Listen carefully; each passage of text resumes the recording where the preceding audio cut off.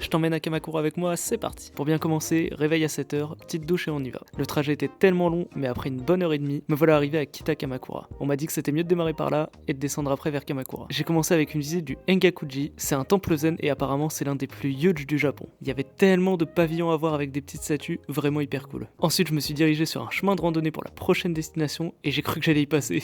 Non mais regardez-moi ça là, les racines elles sont pleines de malice. Et je suis finalement arrivé en un seul morceau au Zenyare Benten, c'est un sanctuaire caché et faut traverser dans une montagne pour y accéder. L'endroit était magnifique, j'avais l'impression que c'était une zone cachée dans un jeu tellement ça paraît coupé de l'extérieur. Dans la petite caverne, il y avait un rituel assez singulier. Le principe c'est de mettre sa monnaie dans un petit panier et de la laver dans la source. Et selon les croyances, ça permettrait de multiplier son argent. Ensuite, je me suis dirigé vers un incontournable, le Kotoko Inn, plus communément appelé le Grand Bouddha. Honnêtement, je m'attendais pas à ce qu'il soit aussi imposant, mais il a vraiment la classe. La journée commençait à être bien entamée, donc je me suis dirigé vers Komachi Street. C'est une grande allée commerçante avec plein de choses à acheter, et principalement des glaces, ou encore des glaces. Alors évidemment j'ai pris une glace. Je me suis ensuite dirigé vers la plage et je suis tombé sur un petit café vu sur la plage. Non mais là j'étais vraiment à mon prime. Et ensuite j'ai profité un max de la plage, j'ai été me baigner et j'ai admiré le coucher du soleil. Vraiment c'était magnifique. Merci d'avoir regardé mon trip à Kamakura, on s'attrape très vite. Allez, salut.